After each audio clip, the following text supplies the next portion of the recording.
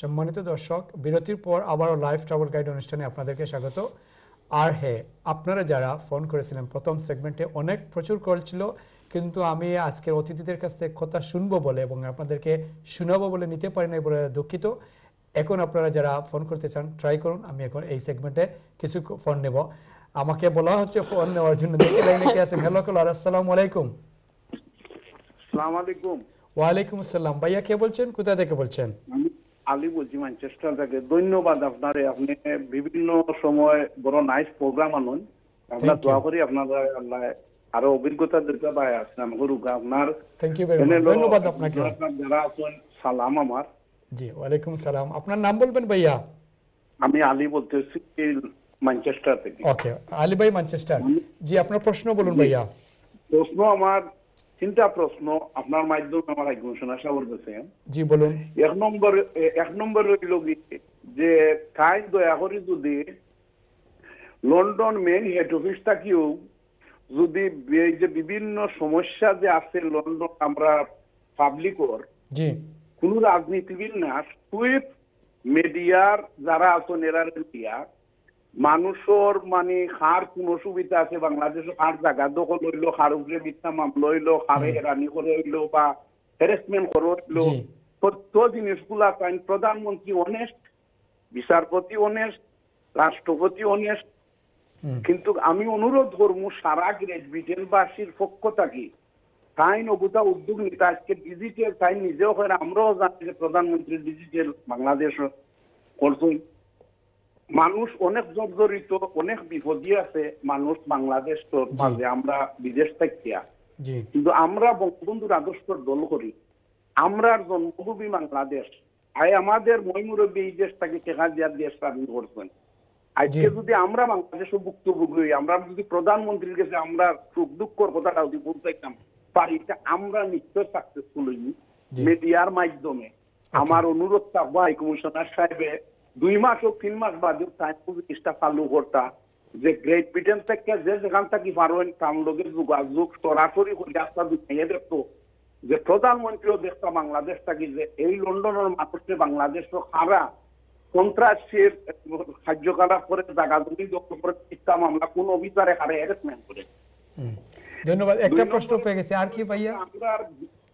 জি 2 নম্বরে আমার প্রশ্নটা হইল যে হাই কমিশনার এমন এক জিনিস যে টাইম প্রতিনিধি হাই কমিশনারে বাংলাদেশের যারা যে কোনো দেশেও তার প্রবলেম এগুলা দরিয়া প্রধানমন্ত্রীর কাছে দেওয়ার। এই জন্য আমি বললাম 2 নম্বর হইলো টাইম হয়েছিল যে বাংলাদেশ বিমান সিলেট থাকি সরাসরি ফ্লাইট তুলব, যে রিসেন্টলি হয়ে যাব কি বাক্কা কতদিন আগে ও মিডিয়া তো টাইম হয়েছিল, আমি ফোন করছিলাম আমরা অমুক দিন ওটা এটা না দেখিয়া টাইম সরাসরি প্রধানমন্ত্রীর লোকে যে ব্রিটেনের মানুষের দাবি, সিলেটবাসীর দাবি যে আপনি হিথ্রো থাকি সরাসরি দিচ্ছেন, সিলেট থাকি সরাসরি দিব। আমরা বলছিলাম যে আমিরাতে মামলা গাইয়া পাইছে ইন্টারন্যাশনাল এয়ারপোর্ট যেগুলাতে আমরা এখানে গেলাম পারতাম না। ভাইয়া আপনার আর প্রশ্ন আছে? কারণ আরো প্রচুর কলার পিছনে আছে। ভাই আমি আপনাদের দিলাম। 3 নম্বরে প্রশ্ন হইলো যে আমরা যে নাগরিকত্বটা যাকে বাল থাকে আমরা ওখান থেকে সুর দিতাম পারি প্রধানমন্ত্রীকে সরাসরি অগুতা ফাইন আমরা সুযোগ সুবিধা করিয়া দিতা। আমরা বঙ্গবন্ধুর আদর্শের দলের মানুষ, এই মানুষকে শ্রদ্ধা করে প্রধানমন্ত্রীর বঙ্গবন্ধু। ধন্যবাদ আলী ভাই, আমরা পেয়ে গেছি এবং আপনার খুবই আপনি বাংলাদেশের প্রতি দরদ আছে এবং বাঙালিদের জন্য দরদ আছে, আমরা বুঝতে পেরেছি। আপনার প্রশ্ন থেকে আমাকে পরবর্তী করে যেতে হচ্ছে। হ্যালো কলার, আসসালামু আলাইকুম। হ্যালো আসসালামু আলাইকুম। ওয়ালাইকুম আসসালাম। ভাইয়া কে বলছেন, কোথা থেকে বলছেন? আমি মোহাম্মদ মাহমুদুর রহমান বলছি চেশাম থেকে। জি মাহমুদ ভাই, কেমন আছেন আপনি? নুরুল ভাই ভালো আছেন? জি আলহামদুলিল্লাহ। আলহামদুলিল্লাহ। আমার 3টা প্রশ্ন আপনার আজকে আমাদের মহান অতিথির কাছে। জি বলুন মাহমুদ ভাই, আপনার প্রশ্নগুলো বলুন। জি আমার প্রথম প্রশ্নটা হচ্ছে, আমরা হাই কমিশনে গিয়ে যেভাবে হয়রানি হই ব্রিটিশ বাংলাদেশ হাই কমিশন লন্ডনে যেটা, জি এটার থেকে আমরা কবে মুক্ত পাবো? কারণ আমরা যে একজন বাঙালি তাও মনে হয় না হাই কমিশনে যাওয়ার পর, কারণ বাংলাদেশে দেখছি রিক্সার ড্রাইভার বা কাজের লোকের সাথে এরকম ব্যবহার হয় না যেভাবে বাংলাদেশে যারা কর্মরত আমার ভাইরা আছেন তারা যেভাবে ব্যবহার দেন। আমি একজনের মধ্যে আমি একজন শিকার হয়েছি। আমি শেষ পর্যন্ত এই আমাদের সাংবাদিকদের সাথে কথা বলেছি, ওরা বলছে যে আমরা একটা সংবাদ সম্মেলন করতে যাচ্ছি। এটা আমাদের বড়ই দুঃখজনক যে আমরা যাচ্ছি সেবা পাওয়ার জন্য, আর আমরা তো আর কেউ না, আমরা এই দেশেরই নাগরিক, আর আমরা পয়সা দিয়ে নো ভিসা রিকোয়ারি বা পাসপোর্ট এক্সটেনশন, কিন্তু ওদেরকে কোনো জিজ্ঞাসা প্রশ্ন করলে লাগে যে আমি ওদের ঘরেরই একজন কাজের লোক, এইভাবে ব্যবহার করতেছে, অথচ রং তাদের। এটা অনেক স্টোরি বলতে পারবো না, কিন্তু এটা আমাদের কোয়েশ্চন যে আমরা কবে এই শালীনতামূলক ব্যবহার পাবো। আমরা ব্রিটেনে আছি এতদিন ধরে, আমরা ব্রিটেনে থেকেও কি শিখতে পারতেছি না? 2 নম্বর প্রশ্ন। মাহমুদ ভাই, দ্বিতীয় প্রশ্ন। আমাদের বাংলাদেশে, জি বলুন। হ্যাঁ, আমাদের বাংলাদেশের যে নাগরিকত্বের ব্যাপারটা উঠছে, বেশ কতদিন থেকে এটা নিয়ে আলাপ চলছে। আমাদের নাগরিকত্বটা কি থাকছে, নাকি আমরা ইন্ডিয়ার মতো এক পৃষ্ঠাওয়ালা নাগরিকত্ব পেপারটা পাচ্ছি? যদি এটাই হয় তাহলে আমার প্রশ্ন হলো, আমার বাবা একজন বীর মুক্তিযোদ্ধা, আমি বাংলাদেশের উন্নয়নের জন্য লন্ডনে এসে এই জায়গায় একটা সুযোগ সুবিধা পাইছি, এই জন্য সিটিজেন হয়েছি, তাই জন্য আমি কি আমার বাংলাদেশের সার্বভৌমত্ব, যে বাংলাদেশটা আমি নাগরিক, আমার বাবা একজন মুক্তিযোদ্ধা, আমার নাগরিকত্ব হারিয়ে ফেলবো, আমার ভোটার অধিকার? আমরা পেয়ে গেছি মাহমুদ ভাই, আপনার দ্বিতীয় প্রশ্ন পেয়ে গেছি, এটা আমরাও ওনাদেরকে করতাম, আপনি করছেন, ধন্যবাদ, খুব সুন্দর প্রশ্ন। তৃতীয় বলুন, 3 নম্বর প্রশ্ন কি আপনার? মাহমুদ ভাই ধন্যবাদ, আপনি অনেক দূর চেশাম থেকে ফোন করেছেন। আমাকে আরো একটি কলে যেতে হচ্ছে। হ্যালো করল, আসসালামু আলাইকুম। হ্যালো, আসসালামু আলাইকুম। ওয়ালাইকুম সালাম, কে বলছেন, কোথা থেকে বলছেন? জি, আমার নাম হচ্ছে শারমিন, আমি শারমিন লন্ডন জি, থেকে বলছিলাম। বলুন আপনার প্রশ্ন কি? আমার 2টা প্রশ্ন ছিল, একটা হচ্ছে ভোটার আইডি, জি ভোটার আইডি এখান থেকে কোনোভাবে করা যায় বাংলাদেশ হাই কমিশনের মাধ্যমে? লাইক এখান থেকে যদি পেয়ে গেছি। নেক্সট প্রশ্ন। No, let me finish first, please. Yeah, মানে আমি যদি এখান থেকে বায়োমেট্রিক নেওয়া হবে, ফিঙ্গারপ্রিন্ট বা হোয়াটএভার, দেন ওটা বাংলাদেশে প্রসেস করা হবে, এটা হলে খুবই খুবই সুবিধা হয় আমাদের জন্য। এটা তো আপনি বলছেন, বাট ওনারা বলবেন ওনারা এই সিস্টেম এখানে আছে কিনা। আপনি উত্তর, আমরা প্রশ্ন পেয়ে গেছি, উত্তর পাবেন।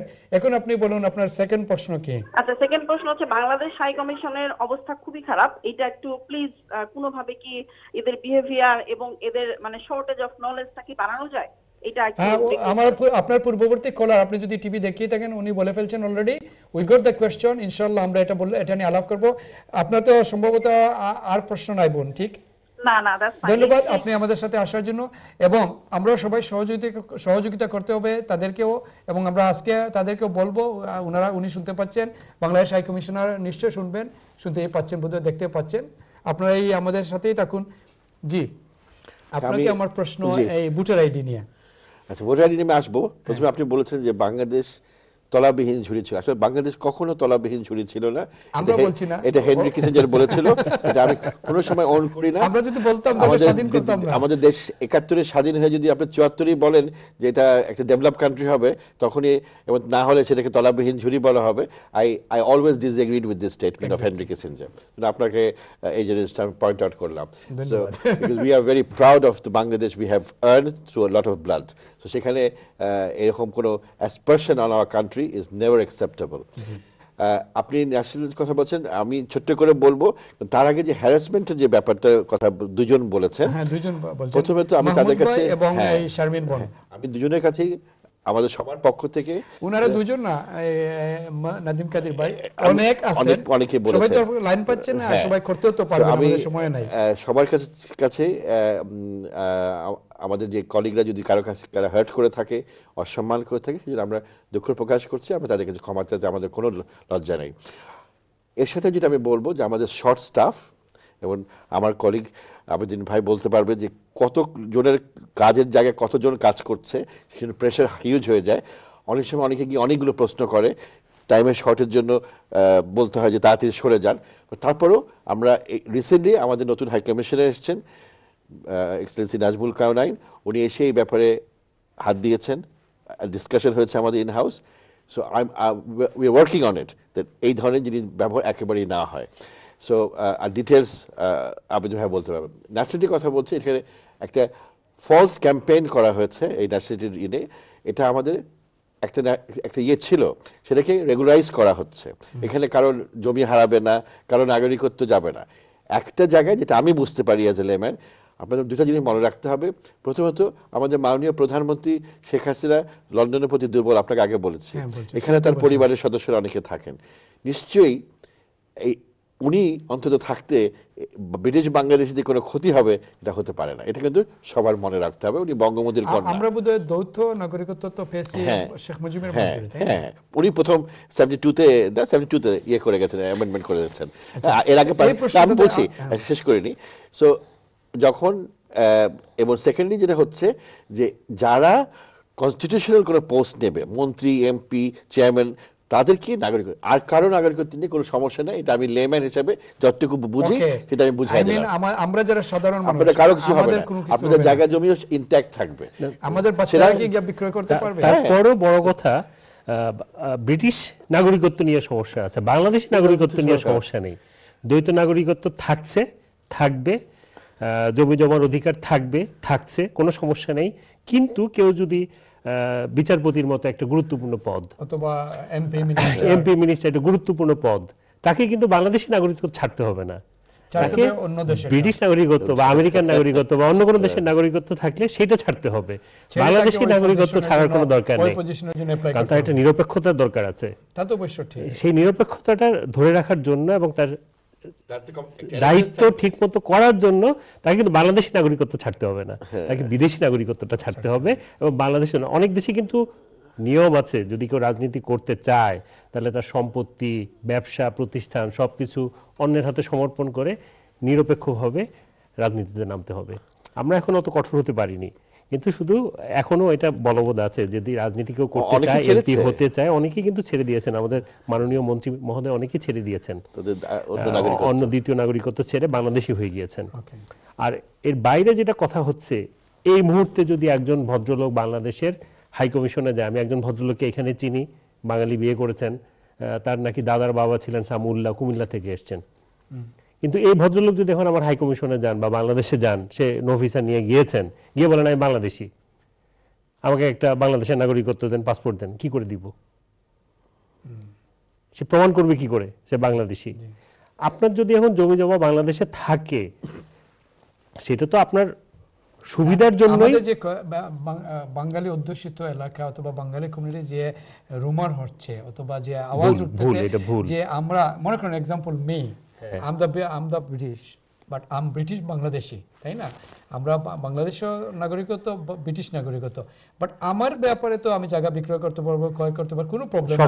What about my children? আমার চিলড্রেন কি ওখানে গিয়ে ক্রয় বিক্রয় করতে পারবে? তার কি রাইট থাকবে বাংলাদেশে? এই মুহূর্তে কি আইন? একজন ব্রিটিশ লোক কি বাংলাদেশে গিয়ে তার জমি জমা বিক্রি করতে পারবে, নিতে পারবে? বাদ দেন, নাগরিকত্ব আইন এখনো হয়নি, বাট এই মুহূর্তে একজন ব্রিটিশ নাগরিক, তার কিছু জমি জমা বাংলাদেশে আছে। আমি জমি জমার আইন ঠিক মতো পরিষ্কার জানি না, কিন্তু উনি কি এই মুহূর্তে গিয়ে পারবেন করতে? তা তো আপনারা বলবেন কিঞ্চিত সমস্যা হবে। একজন বাঙালির পক্ষে যতটা সহজ, একজন ব্রিটিশ নাগরিক, বাদ দেন সে ব্রিটিশ বাঙালি কিনা, ব্রিটিশ কিনা বা যে কোনো নাগরিকত্ব হতে পারে, তার কিছু জমি জমা আছে, তার ব্যাংকে অ্যাকাউন্ট খুলতে গেলে এনআইডি লাগবে, সেটা লাগবে। তো বাঙালি হিসাবে বাংলাদেশে, বাঙালি হিসাবে বাংলাদেশে যদি আপনি জমি জমা অধিকার বলবৎ থাকবে। আমরা এই টপিকের উপর আরো কথা বলবো, আমাকে বিরতিতে যেতে হচ্ছে। ওকে দর্শক, কথা বলতে বলতে বিরতি চলে আসে, আপনারাও আমাদের সঙ্গে থাকুন। আমরা আবার একটা ছোট বিরতিতে যাচ্ছি, বিরতির পর আবারও কথা হবে।